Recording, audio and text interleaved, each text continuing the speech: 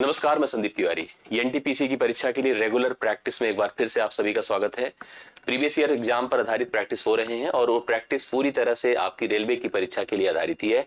NTPC को target किया हूं और आपको रियल में बिलीव दिलाता हूं, विश्वास दिलाता हूं कि प्रत्येक चैप्टर से उन्हीं सवालों को हम लोग कवर कर रहे हैं, टच कर रहे हैं और आपको हर चैप्टर के 1 से 2 सवाल दिख रहे हैं जो कि आपको कनेक्ट करेंगे एग्जाम से। आप एकदम एग्जाम हॉल में इसी तरह के सवालों को रियलाइज करेंगे, ये मेरा आपको वादा है।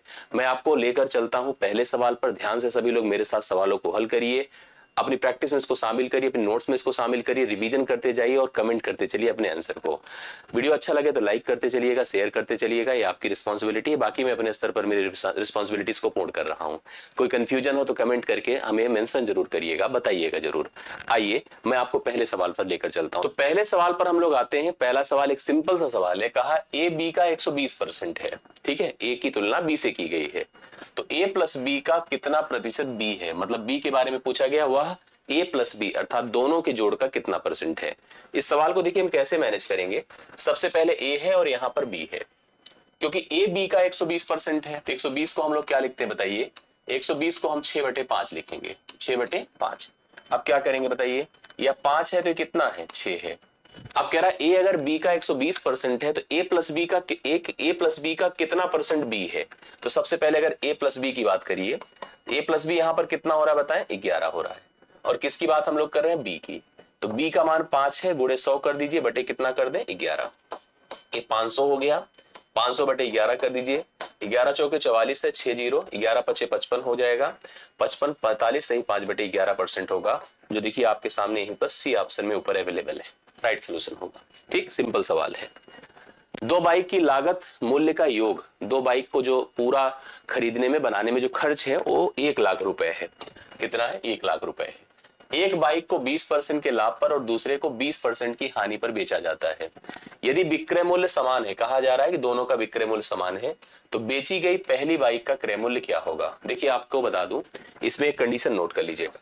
जैसे अगर दो वस्तुएं बेची जा रही हैं और उनको खरीदा गया है, वो अलग एक बात है, ये बात ठीक है, खरीदा गया है।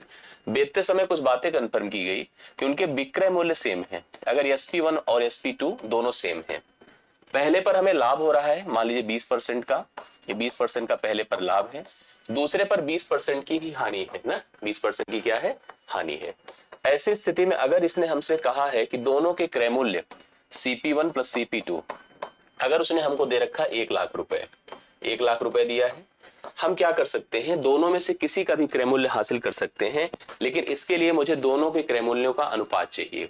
अगर उनके क्रय मूल्यों का अनुपात कंफर्म हो जाए तो चीजें बड़ी आसानी से हम डिक्लेयर कर सकते हैं। मैं आपको एक सिचुएशन बता दे रहा हूं, जब वस्तुओं के विक्रय मूल्य समान होते हैं, हालांकि मैं इसको टेबल से करवाता हूं क्लास में। जब वस्तुओं के विक्रय मूल्य समान होते हैं तो उनके क्रय मूल्य का रेशियो उनके लाभ और हानि के परसेंटेज पर हम निर्धारित कर सकते हैं।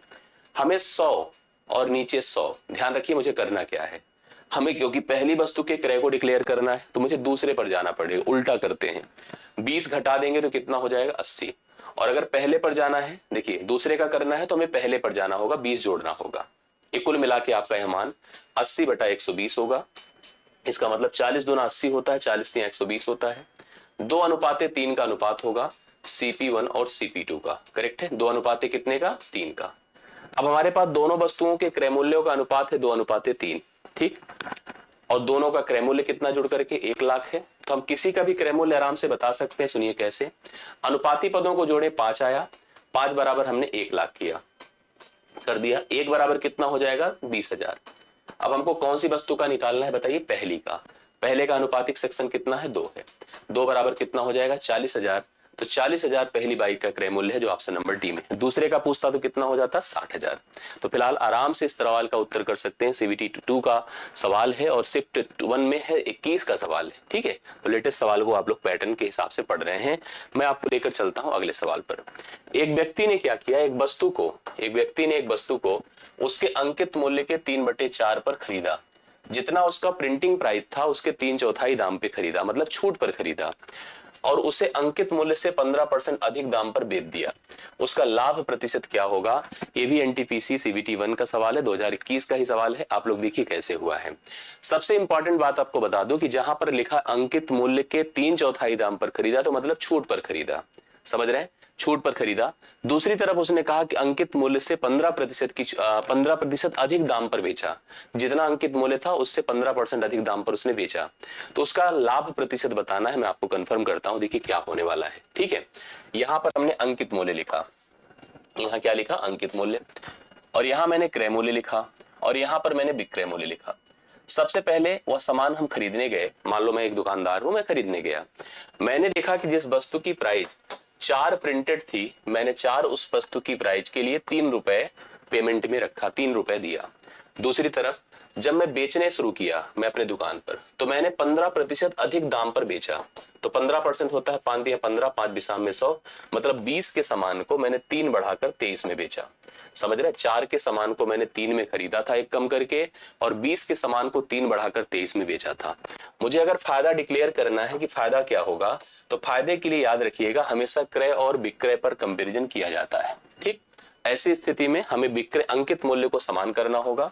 समान के लिए क्या करना, समान करने के लिए इसको 5 से गुणा करना है। 5 से गुणा करिए इसको, तो इसका मान कितना हो जाएगा, 5 या 15, 5 चौके 20, देखिए बराबर हो गया, और ये 23 हो गया। मतलब 15 में खरीद कर आप 23 में बेच रहे हैं, तो 15 8 क्या होता है, 23। ठीक है, 8 लिखिए, गुणे 100 करिए, बटे आप 15 करिए, 5 या 15 होता है, 5 बिसाम में 100, 20 अट्ठे 160 बटे कितना होता है, 3, 3 पचे 15, 1 3 तिया 9, 1 बटा 53 सही 1/3% का लाभ होगा, जो कि आपसे नंबर आपको सी में दिया है। इस सवाल के लिए राइट सोल्यूशन है, आप सभी लोग नोट कर सकते हैं, कंफर्म कर लीजिएगा। ठीक है, नेक्स्ट क्वेश्चन पर आइए। समान साधारण ब्याज की दर है, समान साधारण ब्याज की दर है, एक धनराशि 6 वर्ष के बाद 12,000 रुपए और 9 वर्ष के बाद 15,000 रुपए हो जाती है, ब्याज की वार्षिक दर कितनी है। इसमें मूलधन भी पूछा जाता है, लेकिन यहाँ पर ये सवाल देखिए साधारण ब्याज का सवाल है, और ये भी आपके 2021 का सवाल है। मैंने देखा कि हमारे पास कोई धन था प्रिंसिपल, मैंने उसको निवेश किया सबसे पहले 6 साल तक, 6 साल बाद हमारा यह पैसा 12,000 बन गया। इसी पैसे को मैंने और फिर बढ़ा दिया थोड़े 3 साल के लिए, और मतलब कुल मिला के 9 साल तक हम पहुंच गए। 9 साल में हमारा वही पैसा सोचिए कितना हो जा रहा है, 15,000 हो रहा है। हमने नोटिस किया कि हमारे साथ, हम एक चीज तो पहले से भी जानते हैं कि साधारण ब्याज हर साल समान बढ़ता है।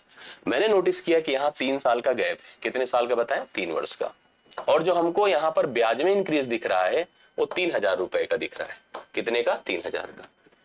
एक साल में हमको कितने का ब्याज मिलता बताइए, 1,000 का। मैं यहाँ पर सुनिए, अगर ये चक्रवृद्धि ब्याज का सवाल होता तो डायरेक्ट मैं तुलना कर देता, इसको प्रिंसिपल मानकर, इसको अमाउंट मानकर, लेकिन ये साधारण ब्याज का सवाल, इसको डायरेक्ट हम प्रिंसिपल नहीं मान सकते हैं। हमें ये सोचना पड़ेगा कि हमने 6 साल में क्या अर्जित किया। एक्चुअली प्रिंसिपल अपना यही होता है, साधारण प्रिंसिपल नहीं बदलता है, बड़ा एथिक्स का पक्का होता है। ठीक है, हम 6 साल में कितना ब्याज अर्जित किए ये समझना पड़ेगा। 6 साल में 6,000, इसका मतलब आपसे कोई पूछ लेता कि प्रिंसिपल क्या था, तो आप बता सकते हैं, क्योंकि प्रिंसिपल तो पी ही था। 6 साल में 6,000 ब्याज मिला, पैसा 12,000 हो गया, तो एक्चुअली प्रिंसिपल भी आपका 6,000 था। 6,000 रुपए हमारा प्रिंसिपल था, 6,000 रुपए का हमको ब्याज मिल रहा है, लेकिन याद रखना 6 वर्ष में मिल रहा है। हमको निकालना ब्याज की दर है। दर को मान लिया मैंने R% है, समय को हमने लिखा 6 वर्ष है, समय को क्या लिखा, 6 वर्ष है। ठीक है, हम क्या करेंगे बताइए, हम लिखेंगे R%, जो कि R बटे कितना होता है, 100, 6 से करेंगे गुणा, 6 से 2 तिया 6 होता है, 2 50 बार, तो हम इसको लिख रहे हैं 3R/50। ठीक है, ये हमारा साधारण ब्याज होता है, ये हमारा प्रिंसिपल होता है, ये साधारण ब्याज होता है, प्रिंसिपल होता है। तो हमने इसको देखिए कंपेयर कैसे किया, हमने देखा कि यह एसआई है, प्रिंसिपल है, और अपने पास एसआई कितना है, 6,000 है, आप देख पा रहे हैं, और प्रिंसिपल भी आपने नोटिस किया 6,000 है, दोनों सेम हो गए। ठीक है भाई, 6 साल में हमको 6,000 का एसआई मिला और 6,000 का प्रिंसिपल है, दोनों सेम हो गया, खत्म कर दीजिए। मतलब मैं लिख सकता हूँ 3R/50 जो होगा अपना, वह 1/1 है। तो बेसिकली R का मान कितना हो जाएगा, 50/3। तो 50/3 का मतलब 16 से ही 2/3% की यहाँ पर ब्याज दर होगी, जो ऑप्शन नंबर बी में आपको दिया गया है, राइट सोल्यूशन हो जाएगा। अगले सवाल पर आइए। कम से कम वर्षों की संख्या, कम से कम मिनिमम टाइम पूछ रहा है, जिसमें 20% चक्रवृद्धि ब्याज पर निवेश की गई राशि उसके दुगुने से अधिक हो जाए। मतलब मिनिमम टाइम हमसे पूछ रहा है और दुगुने से अधिक अपने को चाहिए। इसके लिए हमें मिनिमम टाइम, दरअसल जो ब्याज होता है ना सतत रूप से बढ़ता है जब चक्रवृद्धि कम करता है। तो ब्याज दर अगर हमारे पास 20% है तो 20% का मतलब 1/5 होता है। नियमता देखो डबल कब होता है, जैसे हमने यहाँ पर प्रिंसिपल लगाया और ये अमाउंट किया, देखिए 5 से 1 6 हुआ। डबल कब होगा, जब सीधी सी बात है, डबल कब होता है भाई, दुगुने से अधिक ब्याज कब मिलेगा, इस सतत रूप से बढ़ता है। अगर हम 20-20 की बात करें तो 20-20 40 4 44 हो जाएगा, 2 साल में। फिर 44 में अगर हम 20 जोड़ते हैं तो 44 20 64 होता है, उसके ऊपर चला जाएगा। फिर तीसरे चौथे साल आते हैं तो इसने हमसे यही पूछा कि मिनिमम कितना समय लगेगा कि हमारी जो ब्याज की राशि है, यही लिखा है कम से कम वर्षों की संख्या जिसमें 20% वार्षिक चक्रवृद्धि ब्याज पर निवेश की गई धनराशि उसके दुगुने से अधिक हो जाए, मतलब हमको डबल अमाउंट मिल जाए, अर्थात जितना हमने जमा किया कम से कम उतना हमको ब्याज मिल जाए। इसका प्रोसेस देखिए ऐसे होता है। अब इसको 5 से 6 होना, और यहां पर क्या है 5 से फिर 6 होना, 5 से फिर क्या होना 6 होना, मतलब 25 से 36 होना। देखिए कैसे जा रहा है। फिर 5 से हमने क्या कर दिया 6 कर दिया, तो यह 125 से 216 हो गया। 125 से क्या हो गया 216, बट अभी डबल नहीं हुआ। जैसे 125 हमारा प्रिंसिपल है 216, अब 216 होने में क्या आपने 125 में 125, अगर 250 के ऊपर हो गया होता तो हो जाता, बट यहां पर जैसे ही अगली बार हम जाएंगे अभी कितना होगा 5 की पावर 5 जो कि 625 होगा। अब यहां से देखिए कितना होगा 6, 216 में जैसे ही मैंने 6 से गुणा किया, समझ रहे हैं ना, 6 4 के 36, 6 के 6, 6 3 9 हुआ, और यहाँ पर 6 दूना 12, 12 हो गया, 1296 हो गया, 625 के डबल हो गया कि नहीं हो गया। तो हमारा साल कितना लगा, कम से कम 4 साल लगा। तो यहाँ पर यही चीज हमको डिसाइड करना है, कम से कम 4 साल में हमारा पैसा क्या हो जाएगा, इसमें डबल हो जाएगा। डी ऑप्शन इसके लिए राइट सोल्यूशन होगा। जो सवाल आप लोग देख पा रहे हैं, इस सवाल का सही उत्तर आपके सामने है 4 वर्ड्स, जो आपके लिए करेक्ट आंसर होगा। समझ रहे हैं। इसके अनीता और विनीता 1950 रुपए की राशि को आपस में 6:7 के अनुपात में विभाजित करती हैं। अनीता और सुनीता 6:7 के अनुपात में 1950 की राशि को विभाजित करती हैं। यदि उनमें से प्रत्येक के हिस्से में 100 रुपए की राशि जोड़ी जाती है, अगर दोनों में 100 जोड़ देते हैं तो उनके हिस्सों का नया अनुपात हमको बताना है कितना हो जाएगा। सबसे पहले एक काम करते हैं कि अपने पास जो पैसा है 1950 है, 2% में बांटना है, एक तो अनीता है दूसरा सुनीता है, 6:7 में बांटना है। 6 7 कितना होगा बताइए, 6 7 13 होगा। 13 बराबर क्या करिए 1950 करिए, 1 बराबर क्या होगा 13 1 के 13, 13 5 65, 150 होगा। यहां पर अनीता का हिस्सा कितना होगा 6, 15 छक्के 90, 900 हो गया। सुनीता का क्या होगा बताइए, सुनीता का 7, 15 सत्ते यहाँ पर 105, 1050। ये उनके पैसे हैं, बट इसमें अगर हम 100 जोड़ दें तो 1000 हो जाएगा, और ये आपका 1150 हो जाएगा। शून्य खत्म करिए, यहाँ पर शून्य खत्म किया, इसके बाद आपने देखा कि 5 से काटते हैं तो 5 20 में होगा, 5 23 बार होगा। यह जो रेशियो था 20:23 हो जाएगा, जो ऑप्शन नंबर सी है। इस सवाल के लिए करेक्ट आंसर आप लोग नोट कर सकते हैं 20:23। एग्जैक्ट सोल्यूशन आपके सामने है। क्लियर हो गई बातें। चलिए नेक्स्ट क्वेश्चन पर आइए। शिव कुमार और दिलीप कुमार की वर्तमान आयु 9:10 के अनुपात में, ठीक है। 11 साल बाद यह अनुपात 10:11 हो जाएगा। शिव कुमार और दिलीप कुमार की वर्तमान आयु क्या होगी। शिव कुमार एक है, हाँ, और एक दिलीप कुमार है। वर्तमान में उनकी रेशियो क्या है एज की बताइए। वर्तमान में कह रहा है 9:10 है, ठीक, 9:10 है। कह रहा है 11 साल बाद, ठीक है, 11 साल बाद इनका जो रेशियो होगा कितना हो जाएगा बताइए, 10:11 होगा। 10:11 होगा, करेक्ट है।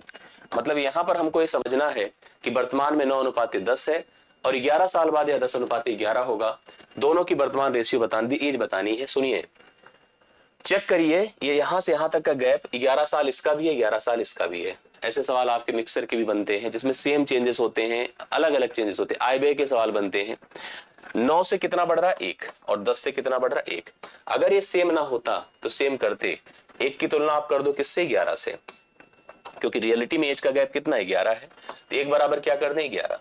किसकी उम्र पूछा है, शिव कुमार, तो शिव कुमार की वैल्यू कितनी है 9, तो 9 बराबर क्या होगा 99। समझ रहे हैं, 99 हो गया। और दिलीप कुमार की कितनी है 10। बड़े बूढ़े लोग हैं देखिए आप लोग, 10 मतलब 110। सोचिए 99 और 110 उनकी वर्तमान उम्र है। समझ रहे हैं, वो भी अभी बेचारे जी रहे हैं 11 साल बाद। 11 साल बाद वो कहाँ पहुंचेंगे, आप लोग खुद सोच लीजिएगा। डी ऑप्शन इस सवाल के लिए राइट सोल्यूशन होगा, जो आप लोग नोट कर सकते हैं, कंफर्म कर सकते हैं, और पूछा गया सवाल है और लेटेस्ट एग्जाम में पूछा गया है, छोड़ नहीं सकते इसको हम लोग। ये संख्या दे रखा है बहुत बढ़िया, देखिए सवाल 29.75 है और 18.25 है, और एक संख्या n भी है। इन तीनों का औसत 23 है। संख्या n का मान आपसे पूछ रहा है। औसत हम सबको पता है कि औसत क्या होता है, औसत हमेशा योग बटा संख्या होता है, योग बटा संख्या होता है। अपने पास अगर कभी जैसे इस समय 3 संख्याओं की बात की जा रही है, एक संख्या है 29.75 और एक संख्या है 18.25, ठीक है, और एक संख्या क्या है n है, ठीक। इनका औसत अपने को दिया है 23, तो अगर 3 संख्या है तो 23 गुणे 3 कर दीजिए, 23 या कितना होगा 69। समझ रहे हैं, 23 या 69, जो योग होगा तीनों संख्याओं का 69 होगा। अपने पास ये तीन संख्या देखिए, इनको जोड़िए तो ये दोनों तो मिलकर एक हो जाएगा, तो 29 से 30, 30 10 40 8 48 हो गया जोड़ने पर। 48 मतलब हमने जोड़ा तो ये 30 हो गया, 30 10 40 8 48 प्लस n बराबर 69 कर दिया। n का मान कितना होगा, 9 से 8 1 होता है, 6 से 4 2 होता है, 21। ऑप्शन नंबर डी इस सवाल के लिए राइट सोल्यूशन है। डी ऑप्शन इस सवाल के लिए राइट सोल्यूशन, एकदम कंफर्म आंसर आप लोग नोट कर सकते हैं, डिसाइड कर सकते हैं। कि अब अगला सवाल देखिए क्या है, कि एक काम का 3/4 भाग 6 दिन में कर सकता है, जे उसी काम का 2/5 भाग 4 दिन में कर सकता है। यदि ये दोनों मिलकर काम करते हैं तो यह काम कितने दिन में समाप्त हो पाएगा। देखिए ये क्या करता है, ये 3/4 काम करता है 6 दिन में, तो के से अगर मैं कह दूं भैया पूरा काम करो, 3 दूना 6, 2 चौके 8, 8 दिन में पूरा काम कर पाएगा। आइए जे के पास, जे क्या करता है, जे उसी को 2/5 हिस्से को पूरा कर लेता है 4 दिन में, तो जे से अगर मैं पूरा काम दे दूं जे को, तो 2 दूना 4, 5 दूना 10 दिन लगेगा। अब कह रहे दोनों मिलकर करेंगे। अब सुनिए स्थिति क्या है, के कर पाता है 8 दिन में और जे कर पाता है 10 दिन में। 10 और 8 के हिसाब से जो टोटल काम होगा 40 होगा। इसकी क्षमता 8 पंचे 40, एक दिन में 5 काम करने की, इसकी क्षमता 4 काम करने की है। दोनों अगर मिल गए तो काम कितना करेंगे, 9, 9 से इसको भाग करिए, 9 चौके 36, 9 चौक 36, 4 सही 4 बटे कितना हो जाएगा, 9 दिन। राइट सोल्यूशन इसका हो जाएगा 4 सही 4 बटे 9 दिन। डी ऑप्शन इसके लिए राइट सोल्यूशन आपके सामने है, करेक्ट आंसर आप लोग नोट कर सकते हैं। ठीक है, डी ऑप्शन। अगले सवाल पर आइए, एक टंकी में 3 नल है, एक टंकी में 3 नल है। टंकी को भरने में पहला नल 4 दिन लेता है, दूसरा 48 घंटे लेता है, ये भी देखिए एकदम कनेक्ट कर रहा है, और तीसरा नल केवल 12 घंटे लेता है। तीनों नलों का उपयोग करके टंकी को भरने में कुल कितना समय लगेगा। सुनिए, घंटे में समय पूछ रहा है तो घंटे की तरफ चलिएगा। पहला नल भरता है 4 दिन लेता है, 4 मतलब 24 चौके 96, 96 घंटे लेता है। भाई एक दिन में 24 घंटे होते हैं, 24 चौके 96। दूसरा जो है 48 घंटे लेता है, और तीसरा कहता है हमको 12 ही घंटे दे दो, तीसरा 12 घंटे लेता है। इस हिसाब से तीनों नलों के हिसाब से टंकी की क्षमता हमको 96 माननी चाहिए। ये 96 लीटर की टंकी है, 96 लीटर की क्षमता देखिए, 96 के 96, या 1 लीटर पानी डालेगा 1 घंटे में, या 2 लीटर डालेगा, या 3 लीटर डालेगा, या 12 अट्ठे 96, 8 लीटर डालेगा। तीनों मिल गए अगर तीनों नल, यहाँ पर 1 घंटे में कितना पानी डालेंगे लोग, 8 2 10 1 11, तो यहाँ पर 96 को क्या कर दीजिए 11 से भाग, 11 अट्ठे 88, 8 सही 8 बटे 11 घंटे टोटल लगेंगे। यह जो है टंकी पूरी तरह से भर जाएगी। ऑप्शन नंबर सी सवाल की राइट सोल्यूशन है। समझ रहे हैं, सी ऑप्शन करेक्ट आंसर है। आप सभी लोग नोट करिए, सवाल का सही उत्तर है। एक कार है, एक रेलगाड़ी है, बहुत बढ़िया क्वेश्चन है भी, देखिए औसत को लेकर कंफ्यूजन होती है। एक कार है, एक रेलगाड़ी और एक बस की जो चालों का अनुपात है 4:7:3 है, मतलब 3 है, 3 यहाँ पर व्हीकल्स हैं, कार है, रेलगाड़ी हो, बस है, चालों का अनुपात 4:7:3 है। कार, बस और रेलगाड़ी की चालों का जो औसत है वो 70 किलोमीटर प्रति घंटा है, तीनों का जो औसत है। कार और रेलगाड़ी की चालों का औसत ज्ञात कीजिए, क्या होगा। मैं बताता हूं, देखिए यहाँ पर 3 व्हीकल्स हैं, कार है, ट्रेन है और बस है, ठीक है। तीनों का जो चाल स्पीड का रेशियो है वो 4:7 कितना है, 3 है। ये स्पीड का, चालों का रेशियो है, औसत है। चालों का जो अनुपात है, नॉट औसत, अनुपात है। औसत क्या है बोलिए, औसत दिया है तीनों का कितना, 70 किलोमीटर प्रति घंटा, 70 किलोमीटर प्रति घंटा। अब ऐसे में हम प्रत्येक की अलग अलग चाल इंडिविजुअल बता सकते हैं, क्यों, क्योंकि हमारे पास रेशियो पता है और हमारे पास औसत पता है। तो औसत से पहला काम आप योग कर लीजिए कि तीनों की चालों का जोड़ क्या होगा, औसत गुणे संख्या होगा, 70 गुणे 3 कर दीजिए, 300 210 हो जाएगा। तीनों का अलग अलग चाल अगर निकालनी है, जैसे आपसे यही तो पूछा है सवाल में कि कार और रेलगाड़ी के औसत चालों का औसत क्या होगा, तो सबकी चाल अगर निकालनी है तो 7 4 11 3 14, 14 बराबर 2 10 कर दीजिए, ठीक है। एक बराबर क्या होगा, 7 दूना 14 होता, 7 त्रिक 21, एक बराबर 15 हो गया। किसकी किसकी चाल चाहिए, कार की, तो कार की चाल 4 है, 15 चौके 60 है। बस की ट्रेन रेलगाड़ी की चाल 7 है, ठीक है, 15 7 105 है, करेक्ट। अब ऐसे में इनका एवरेज चाहिए अगर आपको दोनों का, तो 60 प्लस 105 बटे आप 2 करिए तो 165 हो जाएगा, बटे 2 करिए, 2 अठे 16, 2 दूना 4, 2 पंचे 10, 82.5 है। बी ऑप्शन इसके लिए राइट सोल्यूशन है। 82.5 किलोमीटर पर आवर। इसके लिए राइट सोल्यूशन बी ऑप्शन आप लोग लिख सकते हैं। देखिए अगला सवाल बहुत शानदार सा सवाल है। क्वेश्चन क्या कहता है, दो संख्याओं का लासा, ठीक है, लासा जो है पढ़िए इसको एलसीएम, उसके मासा एचसीएफ का 35 गुना है, 35 टाइम्स है। उन संख्याओं के लासा और मासा का जो अंतर है 238 है। एलसीएम एचसीएफ का डिफरेंस दिया है। दोनों संख्याओं का अंतर, जो संख्याएं उनका डिफरेंस 14 है। तो संख्याओं का योगफल हमको बताना है क्या हो जाएगा। संख्याओं का योगफल हम कई स्तर पे इस चीज को डिसाइड कर सकते हैं, आपको मैं कंफर्म करके देता हूं। देखिए कैसे सवाल हल किया जाएगा। सबसे पहली चीज आप इतना जानो, यहां पर लिखो एचसीएफ एलसीएम, या एचसीएफ लिख दिया और यहां पर लिखा मैंने एलसीएम, ठीक है। आपको अभी देखिए कई आधार पे सवाल का सलूशन आपको दिख जाएगा। ओरल भी आप बता सकते हैं, कुछ भी करने की जरूरत नहीं, कई स्तर पे आंसर कर सकते हो। पूरा प्रोसेस करना है तो भी आएगा। एचसीएफ अगर 1 है तो एलसीएम कितना होगा पता है, 35। ये रेशियो हो गया एलसीएम और एचसीएफ का। दोनों का डिफरेंस कितना है, 34। 34 बराबर यहां पर कितना हो जाएगा बोलिए, 238। जो अंतर दिया है 238 कर दीजिए। 1 बराबर 17 दूना क्या होता है, 34। 17 1 के 17, 17 चौके 68, 2 सत्ते 14, 1 बराबर 7। 1 का मान यदि 7 है, 1 का मान यदि 7 है तो यही मासा है। तो 35 का मान क्या हो जाएगा, 35 गुणे 7, ठीक है। करने की जरूरत नहीं, चाहे तो आप लिख लो 7 पचे 35 और 7 त्रिक 21 3 24, 245 करके देखिए। 7 पचे 35 की 5 हासिल 3, 7 त्रिक 21 3 24। तो यहाँ पर ए हो गया आपका एलसीएम और ये क्या हो जाएगा, एचसीएफ, ठीक है। अब आगे बढ़ो। कह रहा है कि यदि मतलब अंतर से तो कर दिया, यदि संख्याएं जो हम लोग को दिया गया है ए और बी, हम यहां से ऐसे क्यों सोच लिए, क्योंकि संख्याओं के लासा मासा का अंतर अपने को दिया था। इससे मैंने मासा भी डिक्लेयर कर दिया और लासा भी डिक्लेयर कर दिया। क्वेश्चन कहता है कि दोनों का अंतर दिया है 14 और दोनों का योग बताना है। समझिएगा, अगर हम अलजेब्रा जानते हैं तो अलजेब्रा के हिसाब से a प्लस बी का होल स्क्वायर हो जाएगा a माइनस बी का whole square plus 4ab, correct है, ये हो जाएगा। a माइनस बी का होल स्क्वायर प्लस 4ab, ये वैल्यू होगी। तो a माइनस बी की वैल्यू कितनी है, 14। 14 का स्क्वायर प्लस 4 गुणे ab का मान हम लोग को नहीं पता है। अब हम लोग देखो यहाँ पर ab अगर डिक्लेयर कर ले, वैसे है अपने पास ab, कहाँ है आपको दिख रहा है कि नहीं। दरअसल हमने पढ़ा है कि अगर दो संख्याएं दी गई हैं तो उनका जो गुणनफल होता है उनके एलसीएम और उनके एचसीएफ के गुणनफल के बराबर होता है। यहां से हम गुणनफल निकाल सकते हैं, कैसे, 245 गुणे हम 7 कर देते हैं तो 7 पचे 35 होता, 7 चौके 28, 3 31 होता, गहरी 3, 7 दूना 14, 3 17, ये 1715 हो जाता। तो यहाँ पर हम लिख सकते हैं 14 का वर्ग तो सबको समझ में 196 होता है, 4 से उसको भी गुणा करिए 1715 को। थोड़ा सा बड़ा दिखेगा आपको लेकिन है प्रोसेस है। बाकी मैं आपको ओरल भी बता रहा हूं, उसको भी टेंशन मत लीजिएगा। 196 करो, ठीक है, प्लस इसको 4 से गुणा करिए, 4 पंचे 20 है, 4 1 के 4 4 2 6 है, 4 सते 28 के 8 हासिल 2 है, 4 1 के 4 2 6, 6860 है। इसको 196 में जोड़ दीजिए, जो आए उसका वर्गमूल निकाल दीजिए, अपने आप आंसर सेट हो जाएगा। करके देख लीजिए, 6860 में 196 जोड़ता हूं, ये 6 हो गया, 9 6 15 की 5 हासिल 1 हो गया, 8 1 9 1 10 हो गया, 6 7056 आ गया। 7056 का हम वर्गमूल जब करेंगे तो अपने आप डिसाइड हो जाएगा कि इसका ए प्लस बी यही होगा, ठीक है।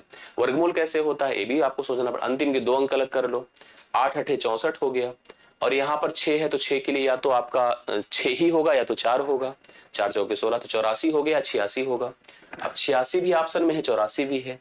8 का वर्ग 64, 64 8 72, अगर बड़ा हो रहा है 70 तो छोटा वाला लीजिए 84 है, ये आंसर है। मैं तो कह रहा हूं हमको ऐसे भी नहीं करना चाहिए, मैं आपको दिखाता हूं कैसे करना। दरअसल मैं आपको बता दूं, अगर दो संख्याएं लेते हैं तो संख्याओं का लासा मासा सोचते हैं, संख्याओं का योग सोचते हैं, अंतर सोचते हैं, गुणनफल सोचते हैं। मासा इतना पावरफुल है कि वह सभी संख्याओं को, उनके योग को, उनके अंतर को, उनके लासा को, उनके गुणनफल को, सबको विभाजित कर लेता है। यह जो मासा है 7, यह संख्याओं को तो करेगा ही करेगा, उनके लासा को भी करेगा, उनके अंतर को भी कर रहा है 14 है, उनके योगफल को भी डिवाइड करेगा। मैंने देखा कि इसमें कौन नंबर है जो 7 से कट रहा है, 12 7 84 केवल एक ही नंबर है और आप चेक कर लीजिए कोई नंबर 7 से कट ही नहीं रहा है।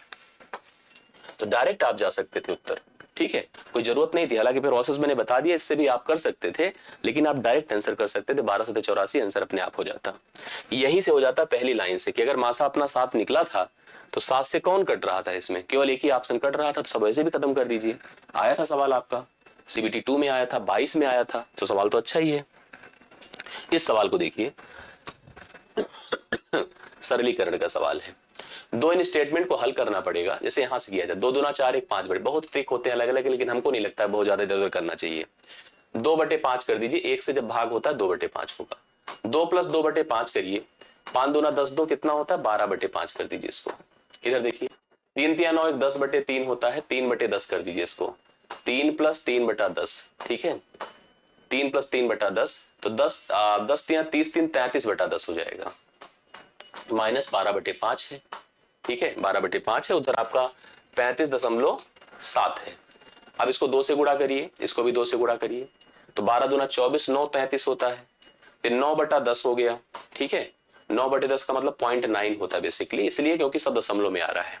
तो 35.7 में अगर 0.9 घटाते, 17 से 9 8 होता है, यहाँ पर 4 होगा और यहाँ 34.8 होता है, पहला ऑप्शन, ठीक है। 34.8 इस सवाल के लिए राइट सोल्यूशन है।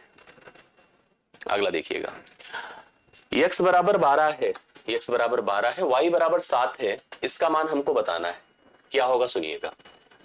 इसका प्रसार करिए, x + y है, दूसरे ब्रैकेट में x² + y² - xy है, ये तो वैसे ही खत्म हो जाएगा इससे, तो 1/x + y होगा बराबर 1/12 7 कितना है 19, B option, B option right solution है। tan थीटा, देखो आपको दिया है tan थीटा कितना बोलिए, √3 + 1 / 2, 2 इंटू, देखो 2 इंटू √3 cot थीटा और +1 का मान हमसे पूछ रहा है। हम सब जानते हैं कि tan थीटा क्या होता है, 1/cot थीटा होता है, तो tan का उल्टा कर दीजिए, तो ये आपका cot हो जाएगा कितना, cot थीटा = 2/√3 + 1 हो जाएगा। इसकी जगह आइए 2 गुणे √3 करिए और इसको लिखिए 2/√3 + 1 है, +1 है, ये स्थिति है अपने पास, ठीक है। आइए सॉल्यूशन पर चलिए, इसको थोड़ा सा प्रॉपर हल करिए, तो हो जाएगा 4√3 ऊपर वाला, ठीक है, /√3 + 1 है, +1 है, /1 है, 1 ऐड करना है, ऐसे तो ऑप्शन है नहीं कोई, तो देखिए हम लिखेंगे 4√3, ठीक है, प्लस √3 + 1 डिवाइड बाई √3 + 1, भाई समझ रहे ना, ये क्रॉस मल्टीप्लीकेशन होगा, तो हो जाएगा 5√3 + 1 डिवाइड बाई √3, 5√3 + 1, क्योंकि यहां पर +1 ही दिया है, तो √3 हमारे पास जो स्थिति है 5√3 + 1 और डिवाइड बाई कितना है √3 + 1, तो पहला ही ऑप्शन इसका राइट सोल्यूशन होगा। इधर उधर कंफ्यूज किया है, लेकिन आपको कंफ्यूज नहीं होना है, सीरियस और करेक्ट आंसर देना है। 7 मीटर ऊंचा पेड़ है, इस शीर्ष से एक टावर का उन्नयन कोण 30 डिग्री है। देखो ये 7 मीटर ऊंचा पेड़ है, यहाँ पर ये है पेड़ जो 7 मीटर ऊंचा है, यहाँ इसकी अपनी रही होगी, इसका शीर्ष यही है, यहाँ पर हम यहाँ पत्ते पे नहीं बैठते हैं, एक टावर है, ऐसे टावर भी जमीन पे होगा, टावर है। उन्नयन कोण देखो ये है, यहाँ से यहाँ तक 30 डिग्री दिया है। सवाल कहता है यदि टावर 47 मीटर ऊंचा है, 47 मीटर यहाँ से यहाँ तक, ठीक है, 47 मीटर, तो हमसे पूछा है पेड़ टावर से कितनी दूर पर स्थित है, ये इसकी लेंथ पूछ रहा है। यहां से यहां तक 7 है, 40 होगा, 40 होगा, ये लेंथ निकालते हैं। अगर हम इसको एक समकोण त्रिभुज की तरह कंसीडर करेंगे तो tan थीटा बराबर परपेंडिकुलर 30 होगा, तो tan 30 लिख दीजिए, परपेंडिकुलर 40 है, बेस हमारे पास ये लेंथ है यहाँ से यहाँ तक की, बेस कर देते हैं, 1/√3 है बराबर 40 आप b कर दो, ठीक है, तो b बराबर 40√3 हो जाएगा मीटर में, समझ रहे कि नहीं। यहाँ पर डी ऑप्शन इसके लिए राइट सोल्यूशन है, आप लोग नोट कर लीजिएगा, करेक्ट आंसर हो जाएगा। दी गई आकृति की, अब ये तो रीजनिंग का सवाल है लेकिन बना यहाँ पर तो बताना ही है, त्रिभुज के सभी कोणों का योग है, तो एक चीज दिमाग में रखिएगा, किसी त्रिभुज के सभी कोणों का योग हमेशा 180 डिग्री होता है, एक त्रिभुज का। अब त्रिभुज कितने हैं, सबसे मुख्य ये है, हमको देखिए कुछ त्रिभुज दिख रहे हैं, जैसे आपको 1 2 3 4, 4 तो ऐसे दिख गए, अब 4 के बाद फिर देखेंगे तो आपको 4 ही और दिखेंगे, मैं दिखाता हूं समझिएगा, ठीक है, कैसे, एक सेकेंड ध्यान से देखिएगा, एक तो आपको जैसे ए दिख जाएगा, एक दूसरा ए दिख जाएगा, इसी तरह दो तो ऐसे दिख गए। इसी प्रकार से अगर जैसे हम लोग ऐसे बनाते चले ना, तो जैसे देखिए आपको मतलब एक जैसे देखिए दो तो ऐसे बन गए, दो आपका उसी रिवर्स ऑर्डर में फिर से आपको डेवलप होता दिखेगा। जैसे आप देखो एक तो पहले हम लोग चार ऐसे बना दिए थे, दो जैसे मैंने ऐसे बांट कर देखा, उसी प्रकार से आप और भी डिवाइड करके आप देख सकते हैं, तो कुल मिला के 8 त्रिभुज बनेंगे। वैसे भी याद रखिएगा 4 और 4 दूना 8, हम ऐसे वर्बल बोल सकते थे, 8 त्रिभुज बनेंगे। 8 गुणे आप 180 कर दीजिए, 18 144 होता है, 1440 डिग्री यहाँ पर राइट सोल्यूशन हो जाएगा। ठीक है, 1440 करेक्ट आंसर हम लोग लिख सकते हैं सवाल के लिए, प्रॉपर सही उत्तर आपका सब बन जाएगा। ठीक है, नेक्स्ट देखिएगा, सबसे बड़े वर्ग का क्षेत्रफल ज्ञात कीजिए जिसे 44 सेंटीमीटर परिधि के एक वृत्त के अंदर अंकित किया जा सके। एक सर्कल है, सर्कल की परिधि, परिधि मतलब सर्कमफेरेंस लेंथ ऑफ बाउंड्री, जो बेसिकली 2 पाई आर होता है, सर्कल के लिए 44 है। इसी के अंदर मुझे एक वर्ग रखना है, फिट करना है, तो वर्ग सबसे बड़ा देखो कैसे बनेगा, ऐसे बनेगा। सबसे बड़ा वर्ग वही होगा जिसका जो विकर्ण होगा, विकर्ण वो इसके व्यास के बराबर होगा, विकर्ण व्यास के बराबर होगा। तो सबसे पहले आप सुनो कि यहां पर हम व्यास निकालें, व्यास कितना होता है, 2r होता है, 2 गुणे r गुणे 22/7, क्योंकि पाई का मान होता है 44, 44 22 दूना 44, 7 दूना 14, तो 2r बराबर 14 है, मतलब हमारा व्यास कितना है, 14 है। व्यास मतलब यहां से यहां तक की लेंथ ना 14 है, यही विकर्ण होगा। विकर्ण किसी भी वर्ग का अगर सारी भुजाएं a हैं तो विकर्ण होता है √2 इंटू ए, ये जो लेंथ है यहां से यहां तक, √2 इंटू ए बराबर कितना हो गया, 14। ठीक है, तो ए का मान कितना हो जाएगा, 14/√2, 14/√2। अब यहां पर हमको निकालना क्या है, इसका क्या, वृत्त का वर्ग का क्षेत्रफल, एरिया बराबर ए स्क्वायर, मतलब 14/√2 का होल स्क्वायर, तो 14 का वर्ग कितना होता है, 196 बटे 2 का √2 का 2 हो जाएगा, 2 9 18, 2 8 16, 98 सेंटीमीटर स्क्वायर इसका डी ऑप्शन राइट सोल्यूशन हो जाएगा। ठीक, चलो एक घनाभ का आयतन हमको ज्ञात करना है, यदि इसकी लंबाई इसकी चौड़ाई से 2 गुना अधिक है और चौड़ाई 12 सेंटीमीटर है, तो इसकी ऊंचाई से जो ऊंचाई से दुगुनी है, भी देखिए रिलेशन कैसे बना है, लंबाई है, चौड़ाई है और ऊंचाई है। पढ़िए, कह रहा है कि लंबाई इसकी चौड़ाई की दुगुना है और चौड़ाई 12 सेंटीमीटर है, जो उसकी ऊंचाई से दुगुनी है। ठीक है, तो अगर चौड़ाई 12 है, जो ऊंचाई की दुगुनी है, तो ऊंचाई 6 है, तो लंबाई इसकी इससे भी चौड़ाई से भी दुगुनी है, तो यह हो जाएगी आपका 12 दूना 24। इस प्रकार से इनका हमारे पास सारी भुजाएं हो गई। हमको अगर वॉल्यूम निकालना है तो वॉल्यूम मतलब length into breadth into height होता है, 24 गुणे 12 गुणे 6 है। ठीक है, इसका उत्तर बताइए कितना हो जाएगा, 12 चौके 48 है, 12 दूना 24, 4 कितना है, 28 है, 288 गुणे 6 करिए, 6 8 48 है, एक बार चेक कर लीजिए कुछ मिस्टेक हो रहा है। यदि लंबाई इसकी चौड़ाई से दुगुना अधिक है, करेक्ट है, चौड़ाई 12 है तो 12 दूना 24, जो इसकी ऊंचाई से दुगुनी है, ऊंचाई इसका मतलब आधी होगी, तो 6 हो गई। और हम क्या कर सकते हैं, अगर हमें आयतन निकालना है तो लंबाई गुणे चौड़ाई गुणे ऊंचाई करते हैं, तो हमने क्या किया, 12 चौके 48 और 12 दूना 24, 24 4 28 करेक्ट किया, 6 से हम मल्टीप्लाई कर दे, 6 8 कितना होता है 48, और 6 8 48, 48 4 52 की 2 हासिल 5, 6 दूना 12 5 17, कुछ मिस्टेक हो रहा है यहाँ पर। इसका मतलब हम कुछ चीजें कंसीडर दूसरे स्तर पर कर रहे हैं और चीजें वहां पर दूसरा कुछ सोचा गया। लंबाई चौड़ाई से 2 गुना अधिक, 2 गुना अधिक को हो सकता है दूसरे स्तर पे देखा जाए, 2 गुना अधिक होना मतलब हो सकता है 3 गुना माना जा रहा है। कैसे सोचिए, जैसे हमारे पास 1 रुपए है, मैं कह रहा हूं मैं आपको अपने से 2 गुना ज्यादा दूंगा, इसका मतलब मैं 2 रुपए बढ़ा के दूंगा, अर्थात 3 दूंगा। ये यहाँ पर पॉलिसी बन सकती है, इसको ट्राई कर लेते हैं एक बार। ये लंबाई है, ये चौड़ाई है, ऊंचाई है, यहाँ इसको 6 माना, ये सही है, सब में कोई दिक्कत नहीं है। इसको 3 गुना कर दीजिए, 36 कर दीजिए बस। आंसर देखिए अब कितना हो जाएगा, यहाँ पर सुनिए, तब भी देखिए मिस्टेक ही है, यहाँ पर कुछ ऑप्शन में है प्रॉब्लम, क्योंकि देखिए 6 दूना 12 नहीं आ जाएगा, देख चेक करते हैं। अब ये मालूम देखिए कितना हो गया, 36 गुणे 12 गुणे 6 है ना, तो कितना हो गया, 12 छंगे 72 की 2 हासिल 7, 12 3 36, 36 7 43 गुणे 6 करिए, 6 दूना 12, 6 3 18 19 की 9 हासिल 1, 6 चौके 24, 24 2, 24 1 25, 2592। ये देखो है ना ऑप्शन में, यही है मैं जो कह रहा था आपसे ना। हम डायरेक्ट देखिए दुगुना कर रहे थे जबकि दुगुना अधिक बोल रहा था, तो दोनों में कंफ्यूजन है, इस बात को एकदम समझिएगा, आगे सवालों में भी ध्यान रखिएगा जब भी कभी ऐसे फेस करने को आपके सामने आ जाए। प्रेक्षण की माध्यिका हमसे पूछ रहा है, जो ऑब्जर्वेशन है इनकी माध्यिका, k माइनस 3/2 है, k प्लस 2 है, k माइनस 1 है, k प्लस 4 है, k प्लस 1/2 है, k माइनस 3। इस तरह से हमारे पास ऑब्जर्वेशंस दिए गए हैं। चेक करिए आप, 1 2 3 4 5 6 7 हैं, 7 टोटल ऑब्जर्वेशन है। ऑड है, क्या है? ऑड है, विषम। ऑब्जर्वेशंस अगर 7 हैं और विषम है तो माध्यिका 7 प्लस 1 बटे टूथ वैल्यू, 7 प्लस 1 8/2 अर्थात फोर्थ वैल्यू है। चौथी वैल्यू कितनी बताएं?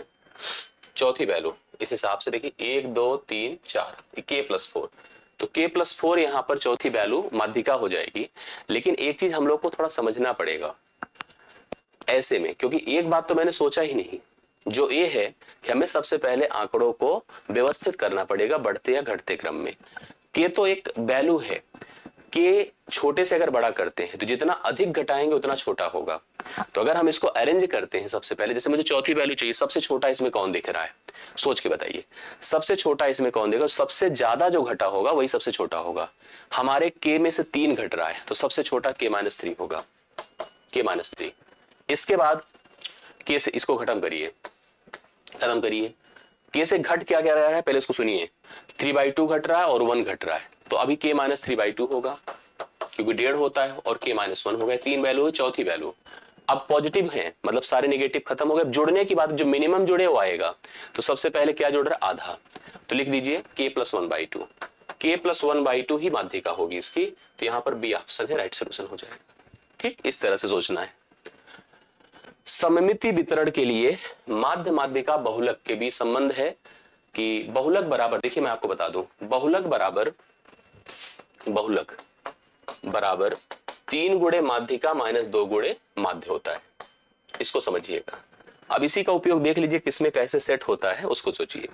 एक और भी बता दूं, माध्य बड़ा होता है सममिति के लिए, माध्य बड़ा होता है माध्यिका से और माध्यिका बड़ी होती है बहुलक से। ये भी अप्लाइड है, बराबर तो कभी संभव नहीं है। ये फार्मूले दे रखे हैं, अगर यहां से कहीं हम बहुलक के लिए सोचते हैं, चलिए इसके लिए बात करें, तो बहुलक कितना होगा बताइए? बहुलक उधर जाएगा माध्य, तो क्या होगा? यहाँ 3 गुणे माध्य है माइनस 3 गुणे माध्यिका है, ठीक है, और माध्य जुड़ेगा आकर तो 4 माध्य, तो गलती हो जाएगा।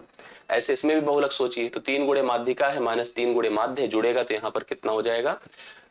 माइनस ही होगा, 2 गुणे माध्य, मतलब यहाँ पर 1 माध्य जुड़ेगा। तो ये भी पॉसिबल, देखिए यहाँ पर अभिव्यंजन संबंध में हम लोग इसको जा सकते हैं कि माध्य हमारा बड़ा होता है माध्यिका से। ये जो डी ऑप्शन है देखिए फार्मूले की तरफ जा रहा है। जैसे अगर हम यहाँ से बहुलक सोचे कितना हो जाएगा?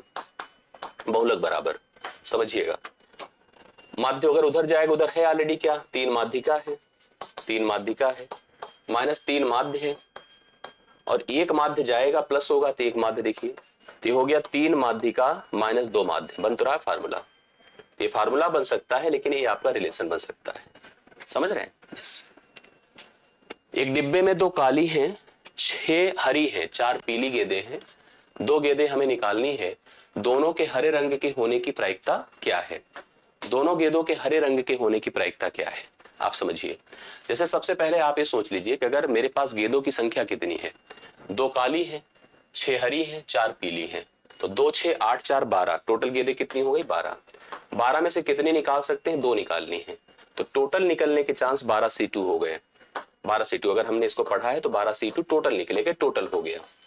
अब उसमें से इसने कहा है कि दोनों गेंदों के हरी होने की प्रायिकता, यही बोला है ना, दोनों के हरे, हरा कितना है? 6 है, तो अगर हरे की बात करें तो 6C2 हो जाएगा।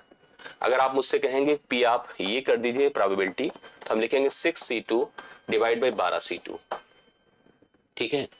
अब NCR का फार्मूला समझिएगा, n factorial upon r factorial n minus r factorial, यही होता है। यस, तो n की जगह कितना लिख दीजिए? 6 फैक्टोरियल, और r की जगह पर आप लिख दीजिए कितना? जैसे इसकी बात करिए तो 2 फैक्टोरियल और 6 में से 2 निकलेगा 4 फैक्टोरियल, तो लिखूंगा 6 गुणे 5 गुणे 4 फैक्टोरियल डिवाइड बाई 2 गुणे 1 है, गुणे आप इसको 4 फैक्टोरियल कर दें। यहाँ देखिए 2 3 6 3 5 15, तो ये ऊपर हो गया 15। नीचे चलिए, 12 का फैक्टोरियल और 2 का फैक्टोरियल, 12 में से 2 निकलेगा 10 का फैक्टोरियल, तो 12 गुणे 11 गुणे 10 का फैक्टोरियल कर दीजिए। नीचे अपने पास क्या है? 2 गुणे 10 का फैक्टोरियल है, खत्म ही हो गया। 2 छंगे 12, 11 छके कितना हो गया? 66। 3 5 15 होता है, 3 22 बार, तो 5/22 इसका राइट सोल्यूशन होगा, जो पहले ऑप्शन में आपको दिया है। ठीक। अंतिम पार्ट में देखिए 2 डीआई में कवर करा रहा हूं। पहली डीआई आप देखिए, हालांकि दोनों एक ही फिगर पर है और 2 इसके पार्ट हैं, 2 सवाल हैं। दोनों डीआई आरपीएफ कांस्टेबल एग्जाम से लिए गए हैं और आरपीएफ कांस्टेबल एग्जाम 2019 के सवाल है, ठीक है। तो आप इनके सवालों का लेवल समझिए, इसका सिस्टम समझिए, दोनों लाइन डायग्राम पर आधारित है। सवाल की अंडरस्टैंडिंग इसका उत्तर दे पाएगी। पहले देखिए क्वेश्चन क्या कहता है। लाइन डायग्राम है 2001 से 6 तक के बीच 6 वर्षों की अवधि है। आप देख रहे हैं 2001 से 6 की बात है। एक परीक्षा में शामिल हुए कुल अभ्यर्थियों की कितने अभ्यर्थी शामिल हुए थे, ठीक है, और कुल अभ्यर्थियों के प्रतिशत की जानकारी दी गई है। दोनों चीजें हैं कि मतलब कितने अभ्यर्थी अलग अलग वर्ष में पास हुए हैं, जो सफल हुए हैं उनको दिया गया है। 2003 और 5 को मिलाकर भाग लेने वाले उम्मीदवारों की कुल संख्या, इसने कहा अगर 2003 में और 5 में जो टोटल भाग लिए हैं अभ्यर्थी, उनका जो प्रतिशत दिया है, आप देखिए यहाँ पर 75 लिखा है ना, आप समझ पा रहे होंगे, और इसका कितना है 64 है। मतलब भाग कितने लिए हैं ये हम आपको टोटल बता रहे हैं, यहाँ पर अलग अलग दिया है, और कितने परसेंटेज सफल हुए ये हमको दिया हुआ है। जैसे 2003 में 75% सफल हुए, नीचे भी लिखा है ऊपर भी लिखा है, मेंशन कर देता है, और 2005 में 64% सफल हुए हैं।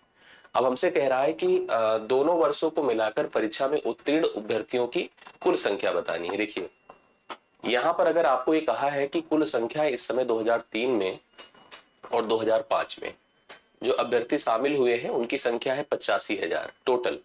अब किस वर्ष कितनी है, कोई अपडेट है आपके पास? 2003 में हो सकता है ज्यादा हो कम हो, हमको जानकारी नहीं है। और हम सोचे कि चले हम 2003 का जो पास परसेंटेज है 75 और 2005 का जो पास परसेंटेज है 64, इनके हिसाब से आंसर कर लें, तो पॉसिबल नहीं है, बिल्कुल नहीं है। जब तक इनकी संख्या ना पता हो, इनकी और इनकी, तब तक हम उन वैल्यूज को कैसे कैलकुलेट कर सकते, जब हमारे पास बेस ही नहीं है, आधार ही नहीं है। आधार होता तो बात समझ में आती है। अब कोई सोचेगा चले सर पहले इनको जोड़ ले, भाई जोड़ना बिल्कुल मत, गलत हो जाएगा, सब बेकार हो जाएगा आपका, ठीक है। इसका उत्तर हम ज्ञात नहीं कर पाएंगे, अपर्याप्त डाटा दिया हुआ है, ठीक है, राइट सोल्यूशन नहीं कर सकते इसका। अगला सवाल देखिए क्या कहता है।